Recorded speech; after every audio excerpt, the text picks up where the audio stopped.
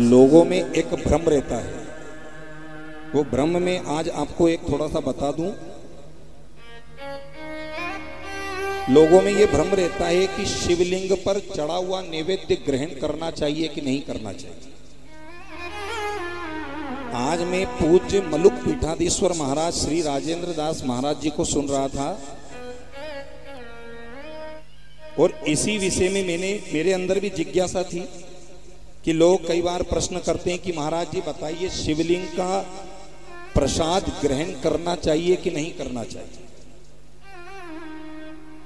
तो पूज्य मलुक पीठाधीश्वर महाराज कह रहे थे, शिव संहिता में इसका वर्णन आया है। शिव संहिता, यही प्रश्न नेमी सारण्य में सोनकादिक 88,000 संत सूत जी से पूछते हैं, गुरुदेव शिवलिंग का प्रसाद हमें ग्रहण करना चाहिए कि नहीं करना चाहिए। तो शिव संहिता में रामार्चन करने की बहुत बड़ी महिमा है। रामार्चन, और रामार्चन यज्ञ होता है। अगर आपको पता हो, बीनागंज में हमारे एक महाराज जी हैं और बहुत सिद्ध महाराज जी हैं, महाराज श्री अभिरामदास जी महाराज। आपने सुना होगा, वो बार बार रामार्चन करते हैं। ये रामार्चन कोई साधारण यज्ञ नहीं है भैया, साक्षात भगवान राम को प्रकट करने वाला यज्ञ है। और इस रामार्चन को ब्रह्मलोक में एक दिन ब्रह्मा जी ने किया।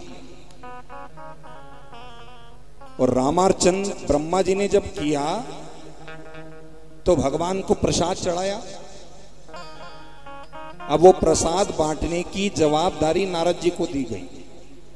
नारद जी चले, बैकुंठ प्रसाद बांट आए, इंद्र लोग बांट आए, कुबेर लोग बांट आए, स्वर्ग लोग बांट आए, कैलाश पर्वत पर आए और आकर भगवान भोलेनाथ से कहा, बाबा ये राम जी का प्रसाद है। और राम जी को तो मेरे भोलेनाथ इतना प्रेम करते हैं, इतना प्रेम करते हैं, जैसे ही आप शिव मंदिर में अगर जाओ ना, ओम नमः शिवाय नहीं भी बोलोगे तो चल जाएगा।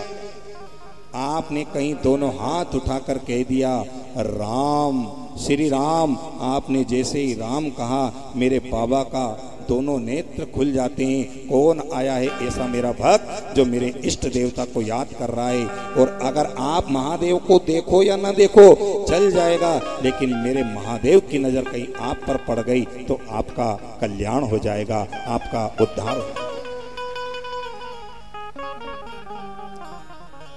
रामार्चन की प्रसाद वो भी नारद जी लेकर आए। भगवान शिव जी ने प्रसाद ली।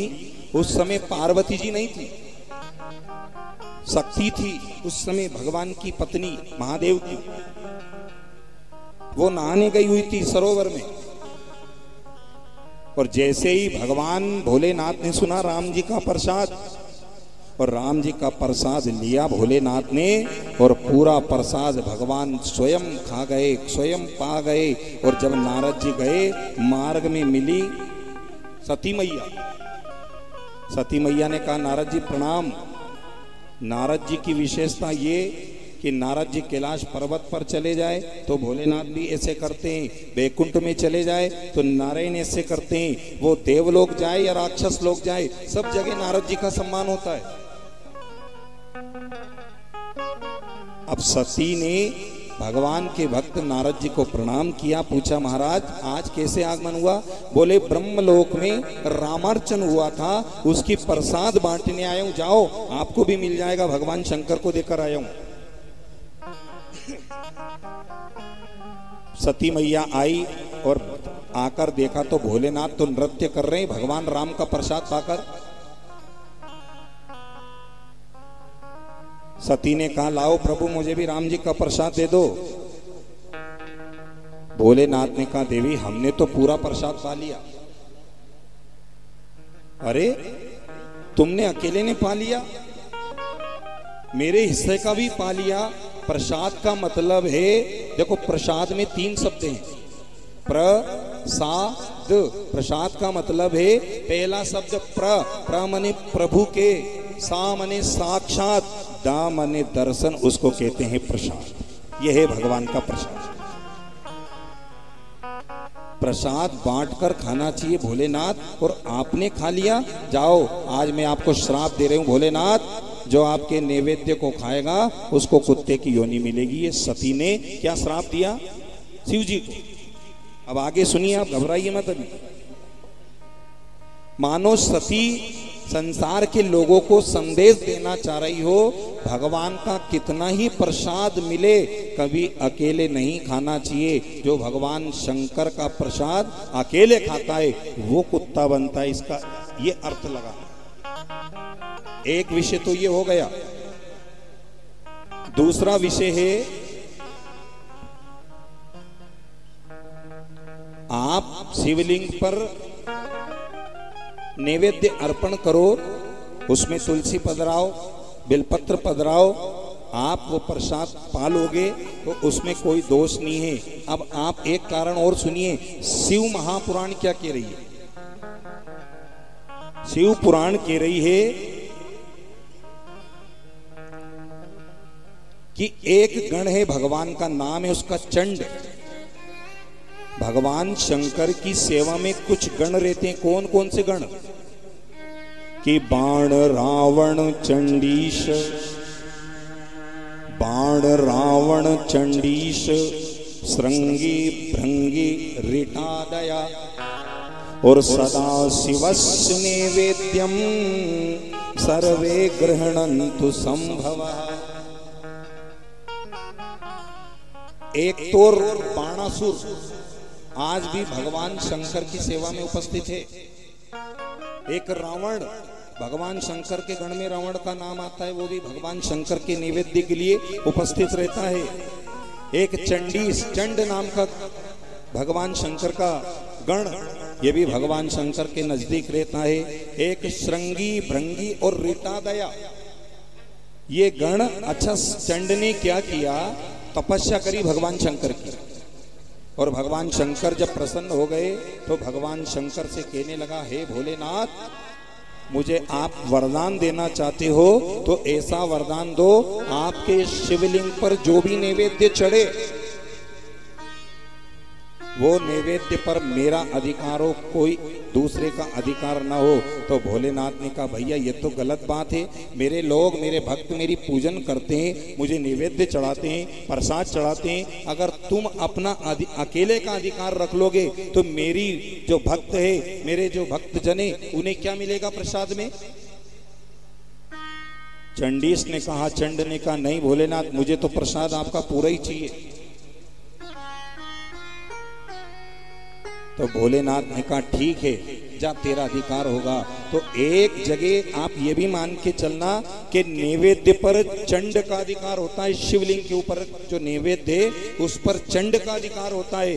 लेकिन मलुक पीठाधीश्वर महाराज एक बड़ी सुंदर बात कहते हैं। किस किस शिवलिंग पर चंड का अधिकार होता है? आप ध्यान दीजिएगा जरा। पाषाण युक्त जो शिवलिंग होता है, जिसको टंकित किया जाता है, हाथ से जो कारीगर लोग बनाते हैं, टंकितेश्वर महादेव के ऊपर जो जलेरी होती है, उस पर जो चढ़ाया हुआ शिवलिंग होता है, उस पर जाओ, चंड तुम्हारा अधिकार होगा, टंकित शिवलिंग पर। लेकिन सुनो चंड, 12 ज्योतिर्लिंग जहां जहां है वहां तुम्हारा अधिकार नहीं होगा। एक बात, कल मैंने एक बात कही थी, हमारे अंजनी लाल पर 12 ज्योतिर्लिंग भगवान विराजमान है। अब यहां बात आ रही है 12 ज्योतिर्लिंग पर चंड, तुम जो प्रसाद तुम्हें मिलेगा उस पर तुम्हारा अधिकार नहीं होगा, उस पर मेरे भक्तों का अधिकार होगा। तो अंजनी लाल मंदिर पर जो 12 ज्योतिर्लिंग बैठे हैं, उस लिंग पर चढ़ाया हुआ प्रसाद भक्तगण पा सकते हैं, कोई दोष नहीं है। बोलो हर हर। ये सूत जी कह रहे हैं सोनकादिक संतों से, 12 ज्योतिर्लिंग हो गए, इस पर चंड तुम्हारा अधिकार नहीं होगा। दूसरे जो स्वयं प्रकट हुए, स्वयंभू शिवजी, स्वयंभू शिवलिंग, इस पर भी जाओ चंड, तुम्हारा अधिकार नहीं होगा। पारत के शिवलिंग पर चंड तुम्हारा अधिकार नहीं होगा। इस पर चढ़ी हुई प्रसाद भक्तजन पा सकते हैं, कोई दोष नहीं। जो नर्मदेश्वर महादेव होते हैं, मैया नर्मदा से जो शिवलिंग निकलता है, उस शिवलिंग पर चढ़ाया हुआ प्रसाद भी भक्तजन पा सकते हैं, कोई दोष नहीं है। और पांचवी बात जो आई है रत्नलिंग। अब वो सोने का शिवलिंग हो सकता है, वो चांदी का भी हो सकता है, वो तांबे का हो सकता है, वो और भी जो भी अष्ट धातु है, उन अष्ट धातुओं से जो नव निर्मित जो शिवलिंग होता है, उस पर आप जो पूजन करते हो, नैवेद्य चढ़ाते हो, उस नैवेद्य को भी आप ग्रहण कर सकते हैं। मन में बिल्कुल भी शंका मत करना, बोलो हर हर। और अंत में एक बहुत सुंदर बात, मन में शंका रहती है और कई जगह बड़े बड़े महात्मा जी प्रवचन देते हैं कि ऐसा हो जाएगा वैसा हो जाएगा। एक बात और सुन लो, आपको प्रसाद लेना भी है और टंकितेश्वर महादेव है भी सही, पत्थर से निर्मित कारीगर ने बनाया है, वो शिवलिंग है, और आपको प्रसाद बांटना भी है, तो उसका एक उपाय शिव महापुराण बता रही है। अगर आप टंकितेश्वर महादेव की सेवा में है, उनकी पूजन में है, तो उस शिवलिंग पर अगर आप शालिग्राम रख करके पूजन कर दोगे, तो उस शिवलिंग का जो टंकित है उसका भी आप प्रसाद ले सकते हो, आपको उसका भी कोई दोष नहीं लगने वाला। आप पशुपतिनाथ जाना, गुरुदेव जा चुके हैं, मुझे भी वहां पर शिव महापुराण कहने का अवसर मिला है। पशुपतिनाथ में हरि हरात्मक पूजन होती है। जो पशुपतिनाथ है, उस पशुपतिनाथ के शिवलिंग पर शालिग्राम रखा जाता है और हरि हरात्मक वहां पर पूजन होती है, अभिषेक होता है, और वहां का प्रसाद भी जनता जनार्दन में बांटा जाता है। एक ये भी निवारण हो सकता है। और एक चीज और याद आई कि शिवलिंग का प्रसाद आप ले सकते हो अगर आपने भगवान शंकर को गुरु बना रखा हो, जो शिव दीक्षा से दीक्षित है। शिव दीक्षान बितो भक्तो, जो भक्त जिन्होंने शिव जी से दीक्षा ले रखी हो, शिव जी को अपना गुरु मान रखा हो।